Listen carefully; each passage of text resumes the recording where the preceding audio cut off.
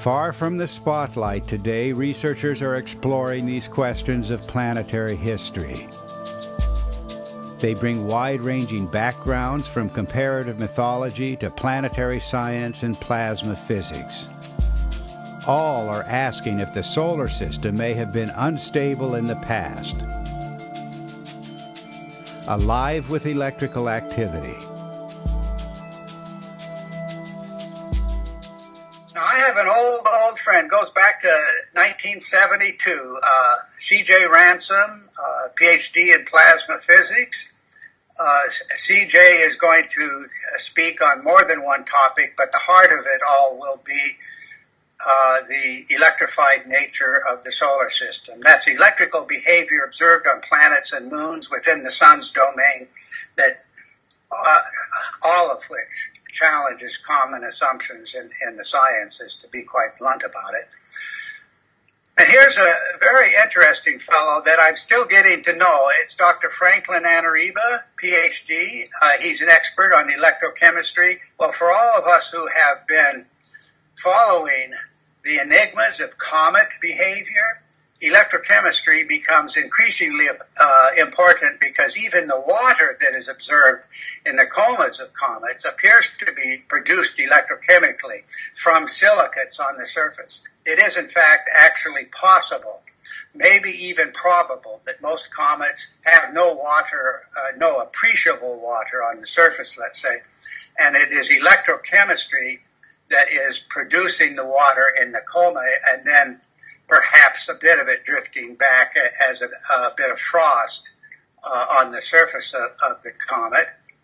Tom Wilson is another PhD in our group, and people think of him as an upcoming Carl Sagan type because of his ability to articulate fundamental principles of the electric universe for general audiences. And if you look up on our YouTube channel the questions "What if?", you'll see a couple of videos that feature Tom Wilson addressing subjects or introducing subjects to general viewers. It's really nice to see that we're developing an international group around us, and I've just gotten to know in recent months Eugene Bagashov from Belarus, and he is a very distinguished scientist, a PhD candidate who has really begun to make a name for himself in terms of original research. And he'll be speaking on some of those special interests that he brings to the conference, which I am certain will be shared by many people in the audience. Bruce Laybourne, he's going to speak on what he calls the stellar transformer and the relationship to climate change. Anna Scott, the paths to discovering our universe, past and present. She's going to introduce the key themes. She'll be speaking early at the conference. She is Donald Scott's wife, and has taken special care to appreciate from an interdisciplinary vantage point the key contributions of people coming to the conference. Eduardo Cardona on order out of chaos. Many people in our group will be very familiar with Eduardo's work. He has a series called the Godstar series, and he is looking at the influences on Earth of a planetary congregation extremely close to the Earth, where the unmistakable signature of forces acting externally on the Earth are clearly present. Evidence that you would look for would be very definite. You would know that forces acting along that axis would create a signature that you would not see in the absence of that planetary congregation. So though I'm not expert in these fields that he is covering, I think people are coming to the conclusion that he has done a masterful job of approaching the geologic history of the Earth from a radically new vantage point, which is the polar configuration and its impact on the geology of the Earth. Yeah, I agree. It's just fascinating. His work just amazes me. Oh, I'm glad to hear that, Trevor. Okay. Ignacios Narrows. He is a terrific fellow. Again, I just got to know him in the last year or so, and he's worked for an extended period at astronomical observatories looking at the pathways of a dusty plasma along magnetic fields in the Milky Way and discerned the relationship to star formation. So he has a very a specialized way of looking at this through infrared images and brings a tremendous amount of star formation dynamics to light. And he is, as a newcomer, a truly inspired young fellow. I have a longtime friend. He could well be the longest time friendship for me in the EU community. I think he is. I've known him since 1980 when he took an interest in my book, The Saturn Myth, right after it was published. This is F. Cochran. He's published a series of books relating to the origins of ancient myth and symbol, provoked by the presence of this spectacular formation in the ancient sky. And Kong Pop Uyen, solar system formation, quantum vibration, and natural disasters. If I can just take a minute, I'd like to tell a story about him, because he had predicted, this goes back, a couple of years, he had predicted an earthquake in Thailand because of his ability to follow the effects of coronal mass ejections following magnetic field lines, the effects on the Earth. He predicted an earthquake in Thailand, and he was just torched by the media for that. And then the earthquake occurred. And it became quite a feature story then on the internet. How could it be that a person could have predicted an earthquake? This is not settled science. It's not common science today. But it's quite amazing that we now have several people in our group who are looking specifically at the Earth-Sun connection and seeing that it is electrical. Yeah. It changes the whole idea of weather patterns and opens up all these additional fields for investigation. Pierre-Marie Robitaille, again, PhD, distinguished in more than one field, but he has entered the field of solar physics and looked at everything from solar physics to the cosmic microwave background. And what he takes is a very robust view against the Big Bang. And he too has gained a lot of influence within our circle just in the past couple of years. And then Stephen Crothers, his expertise from a mathematical vantage point is general relativity. And every year he comes in and gives a talk at our conferences. Now this would be like the third or fourth time. And he blows people away. He establishes very persuasively that Einstein was not correct, and that we've built an entire edifice of theoretical physics on flawed theoretical assumptions. Yeah, he's a brilliant man. One of my favorites. Yeah, mine too, I have to say. Now, I'm going to have to give you a couple of names here. I wouldn't do them justice. We've just recently tied them down. But Reverend Robert Straight, PhD, speaking on revisiting our understanding of classical physics and relativity. And also Richard Moore from England. I've just gotten to know him. He's a delightful fellow, very inspired by the EU. Speaking on the pulsating universe and planet Earth. And then Wayne Byrne, again, I'm just getting to know him, but he has a conceptual model to explain the hexagonal form of craters. And some of your listeners may remember Don Scott talking about the hexagonal form of the electric discharge. So it actually is a perfect fit, but Don had not addressed the hexagonal crater issue. Arthur Ramthan on plant electrotropism. He shows that external electric fields affect the character of plant growth in ways that no one had previously identified, to the best of my knowledge. Now, again, Michael Steinbacher on geology. Now, Michael I've known for a number of years, and he's continued to grow in his ability to explain what he is observing in terms of catastrophic effects on geologic processes, and with a strong emphasis on electrical activity dominating these processes. And then one of our favorites, David Novak, he's been the MC of our conference now for 2 years, and was MC also of our workshop in November, and people just fell in love with him, so we figured why walk away from a good thing. So he'll probably be coming back for many years.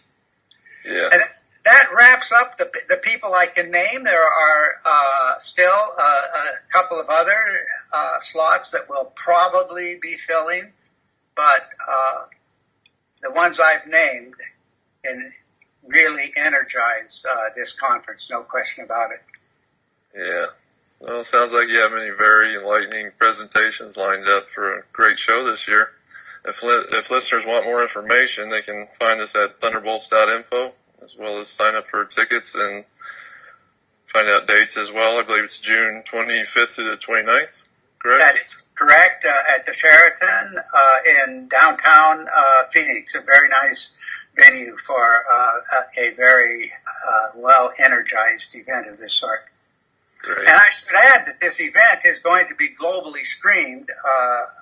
I can give you 98% likelihood of that. We're just working out details on the arrangement, but global streaming will be a first for us, and that means, of course, that it will be accessible around the world. If people have internet access, essentially, they'll be able to access either the full event or far and away the better part of the event. Oh, great. Effectively, a live coverage of the event. Great. That should be interesting. Sure, it Yes. provides accessibility for those that can't make it out there. I really like that idea. Well, we've wanted to do this now for over a year, and we finally reached the point at which it's achievable for us. That's great. So, Dave, if you don't mind, we have a few questions we generated. There was a few questions also generated from the private forums from some of the users. If you don't mind, run through them real quick. Yeah, we'll just go quickly. Okay. So what was the spark that inspired you to write the Saturn myth? Well, you kind of named it because it was him, Immanuel Velikovsky. I had no interest in world mythology or anything like that until I read Worlds in Collision in 1972. And before that year was out, I read Worlds in Collision a few years earlier, but once I had a chance to actually deal with it, because I was publishing a student journal, we published an immensely successful series on Velikovsky called Immanuel Velikovsky Reconsidered. It became the #1 bestseller on several college campus bookstores, and we've never looked back. I mean, that was the research I did to publish those issues got me started on my own personal research, including Velikovsky's idea that Saturn was at one distant time the dominant body in our sky. I couldn't let that go. That's what led to the Saturn myth.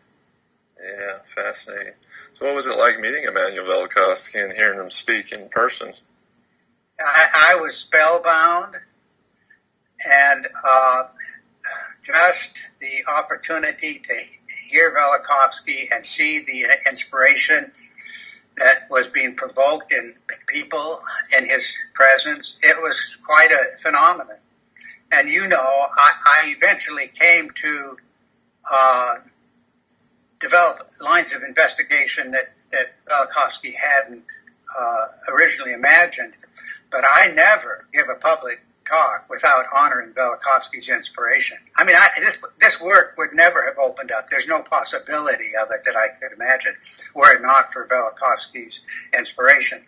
And Velikovsky may have even been wrong on a number of things. It wouldn't affect his essential standing as a pioneer in the sciences. I mean, a true pioneer, because he drew attention to things that are essential to our understanding human history and planet history, solar system history, and more than that, even human memories and the impact of ancient events on cultural themes, that sort of thing. Velikovsky was a towering figure any way you look at it. I agree. Do you ever become frustrated presenting the evidence and having it seem to fall on deaf ears most of the time? Golly, what makes you think that's happened? That's called, we have a phrase for that, Trevor. Yeah. Business as usual. That's right. But then again, when you see people's eyes light up and they get very attentive and then they actually truly become absorbed in a radical possibility. I mean, this is what's been happening all around us. So I'm just grateful for this surge. I mean, you could certainly count it in terms of tens of thousands of people, because just one video, Symbols of an Alien Sky, that I completed or put up on the internet just a couple of years ago, it's had over 760,000 views. Wow. So there is an effect that is reverberating out now that, well, it's a movement that could never be turned back. That's what I would say. Yeah, definitely. So do you believe Venus was ejected from Saturn or Jupiter, as the ancient Greeks described?